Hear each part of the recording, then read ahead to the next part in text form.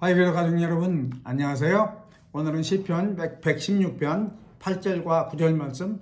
주께서 내 영혼을 사망에서 내 눈을 눈물에서 내 발을 넘어짐에서 건지셨나이다.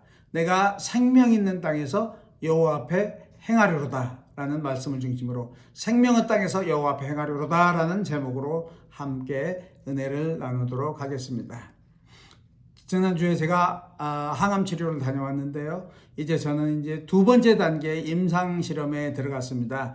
첫 번째 단계는 다른 항암약과 함께 결합해서 실험을 하는 거였고, 이제 두 번째 단계는 임상 치료약인 GW25만으로 항암 치료가 되는가를 실험하는 거거든요. 그래서 다른 항암약을 쓰지 않습니다. 첫 번째 단계에 해당되는 그 실험에 들어갔던 사람이 72명인데 저는 이제 두 번째 단계에는 43명입니다. 그 세계에서 43명 안에 든다는 것이 좀 영광스럽고 자랑스러운 것 같아요. 하나님께서 은혜를 베풀어 주셔서 거기에 이르지 않았나 이런 생각을 하게 됩니다. 근데 이제 지난주에 혈액검사 결과를 보고 제 큰아이가 그렇게 말했습니다. 처음 혈액검사 결과에 따르면 사실 그 두 달간 비실비실하다가 5개월 만에 세상 떠나야 되는 것인데 아빠가 더 건강해지고 이렇게 지금까지 항암치료 잘 견디었던 것에 대해서 자랑스럽다라고 얘기했는데, 제가 이만큼이나마 건강해진 거, 여기까지 이른 것에 대한 저의 공로는 영에 가깝다고 생각합니다. 오직 하나님의 은혜 그리고 성도님들의 기도의 성원 덕분이 아닌가 생각이 됩니다.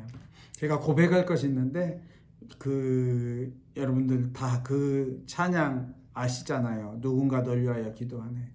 마음이 지쳐서 기도할 수 없고 눈물이 빗물처럼 흘러내릴 때 주님은 우리 연약함을 아시고 사랑으로 인도하시네. 누군가 널 위하여 누군가 기도하네. 내가 홀로 외로워서 마음이 무너질 때 누군가 널 위해 기도하네. 제가 처음 뉴욕에 갔을 때 정말 마음이 무너졌었거든요. 어찌할 바를 모르고 마치 온유월의 땡볕에 아스팔트 길에 내던져진 그런 지렁이처럼 그렇게 흐느적거리고 있었거든요. 제 아내도 눈물이 빗물처럼 흘러내린다고 그러는데 늘 그렇게 이불 뒤집어 쓰고 울면서 기도도 못하고 그랬었거든요. 그런 저의 모습을 보고 또 제 큰아이는 아빠는 왜 삶의 의지를 갖지 못하냐 하면서 발을 동동 구르며 안타까워했거든요. 그것이 우리들의 현실이었습니다. 그런데 하나님께서 은혜를 주셔서 성도님들 기도하게 하시고 그 기도를 통해서 저에게 새로운 의지를 주시고 의욕을 주시고 생명을 주셔서 오늘까지 이르렀다는 생각이 듭니다. 그래서 하나님께 감사드리죠. 그런데 새로운 두려움이 있습니다. 이제 GW25만으로 이렇게 항암 치료를 하는데 이 현재의 단계가 얼마나 오래 지속될 수 있을 건가. 이 단계가 더 지속돼서 이제 아예 약을 안 쓰고도 이렇게 캔서 프리 이런 상태를 받으면 좋겠는데 그와 반대의 결과도 우리가 예상할 수 있거든요. 어느 순간에 결국 제2차 항암이 시작돼야 될지 모르거든요. 그런 점에서 오직 저에게 필요한 것은 이제 음식과 운동이다 라고 이렇게 얘기를 하거든요. 근데 제가 운동을 하다가 마음속으로 깨달은 게 음식 운동보다 더 중요한 것이 있다라는 생각을 하였습니다. 그것은 주님의 은혜 안에 거하는 것이다 라는 것입니다. 어떻게 하면 주님의 은혜 안에 거할 수 있을 것인가 라는 것을 생각할 때 시편 116편을 제가 생각했습니다.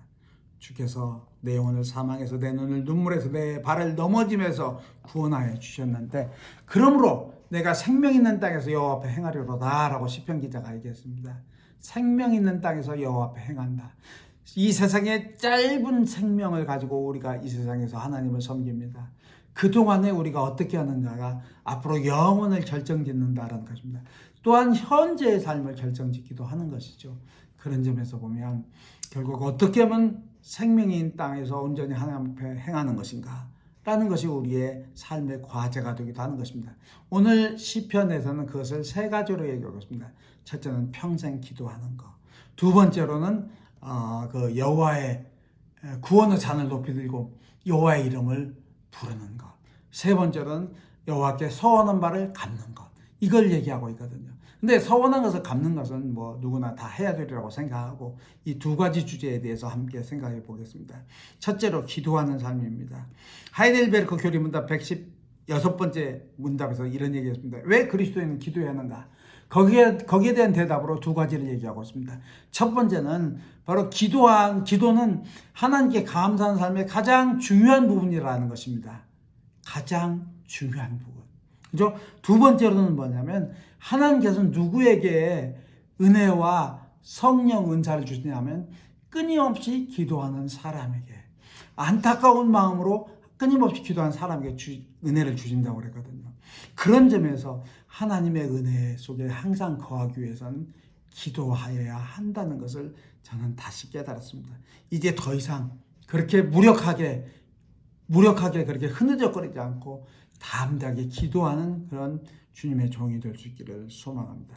옛날에 굉장히 선한 왕이 있었습니다. 백성들을 열심히 통치했습니다. 백성들은 그 왕을 거부하고 반란을 일으켰습니다. 반란을 일으킨 백성들이 모두 다 사로잡혔습니다. 그래서 재판이 열렸습니다. 왕이 너희들 모두 석방한다 했습니다. 아니 이런 일이 어떻게 있습니까? 어떻게 하면 이 은혜를 갚을 수 있겠습니까? 라고 백성들이 물었습니다. 왕이 말했습니다. 너희들은 무릎 꿇고 나에게 빌어라. 우리들에게 필요한 것을 모두 다 공급해 주시옵소서라고 나에게 빌어라 하는 것입니다. 그것이 나에게 은혜를 갚는 길이다. 그 왕이 바로 예수님, 하나님을 그렇게 우화적으로 표현한 존재가 아닐까 하는 생각이 듭니다. 하나님께서는 우리의 기도를 기뻐하시고 우리의 기도를 통해서 영광받아 주십니다. 하나님께 기도하는 우리 모두가 되시길 주님의 이름으로 축원합니다. 두 번째로 찬양하는 삶에 대해서 함께 나눠보도록 하겠습니다. 옛날에 도스토옙스키라는 러시아의 소설가가 있습니다. 그가 반란에 휘말려가지고 일종의 반란을 일으켜서 그 다음에 체포되었습니다. 감옥에 갇혀서 6개월 동안 이렇게 감옥살이를 하다가 어느 추운 겨울날 눈보라 같이 있는 날 광장으로 끌려왔습니다. 그들에게 사형수가 입는 그런 하얀 도포가 입혀졌고 그들 앞에 이제 총을 겨누고 이제 어느 순간 이제 발사하면 그들은 이제 죽음에 이르게 됩니다. 그때 말을 탄 그런 연락병이 와서 사형 중지를 선언합니다. 그래서 그는 살아났습니다. 실상은 이건 황제가 그들에게 큰 영향을 주기 위해서 그런 모의 가짜 사형 장면이었거든요. 근데 어쨌든 그 장면에서 끼어나가지고 너무 놀라서 기절해버린 사람, 영영 회복되지 못한 사람도 있었는데 도스토옙스키는 그것이 그 장면이 은혜의 순간이 됐습니다. 너무나 감사했습니다. 풀잎사기만 봐도 감사하고 바로 햇살만 봐도 감사하게 됐습니다. 그러나 그는 시베리아에 그런 강제 노동에 끌려갔습니다. 추위와 굶주림에 시달리다가 결국 평생 앓게 된 심각한 지병, 간질병에 걸렸습니다. 그런 그에게 바로 새 생명을 주었던 것이 신약, 어느 부인이 전해져 주었던 신약 성경입니다.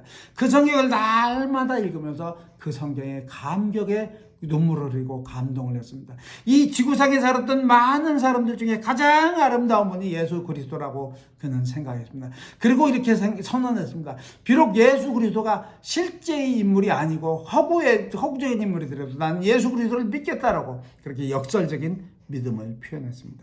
도스토옙스키의 삶은 아름다운 삶이 아니었습니다. 도박에 찌든 그런 삶이었고 빚에 찌들린 그런 삶이었고 경제는 파탄에 이르는 삶이었습니다. 결혼도 파탄에 이르는 삶이었습니다.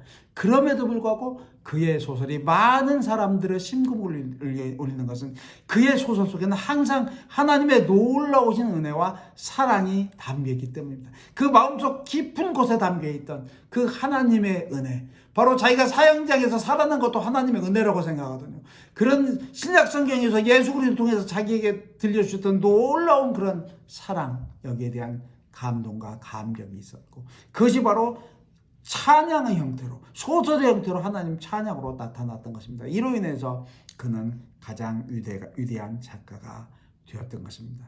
저도 이제 죽음에서 깨어난 것에 대해서 감사하면서 다시 산 것을 감사하면서 하나님을 찬양하는 삶을 살아가고자 합니다. 결론을 말씀드리겠습니다. 생각하면 우리 모두가 다 마찬가지입니다. 우리 모두가 사실 죽음에서 예수 그리스도의 보혈로 구원을 받았습니다. 우리 모두가 슬픔 받는 이 세상에서 주님을 찬양함으로써 기쁨으로 살아갈 수 있게 됐습니다. 우리 모두가 죄로부터 자유로운 삶을 살기 위해서 끊임없이 발버둥이며 나아갑니다. 이것이 모두 하나님의 은혜라고 생각합니다. 이 은혜에 감사하며, 그래서 기도로 감사하며 찬양으로 영광 돌리는 우리 모두가 될 수 있기를 주님의 이름으로 축원합니다. 기도드리겠습니다. 하나님 아버지 감사합니다. 저희들의 삶이 항상 주님을 찬양하는 삶, 주님께 영광 올려드리는 삶 아버지 되게 하여 주시고, 기도를 통해서 주님께 아버지 감사하는 삶이 되게 하여 주시옵소서. 예수 그리스도 이름으로 기도드리옵나이다. 아멘.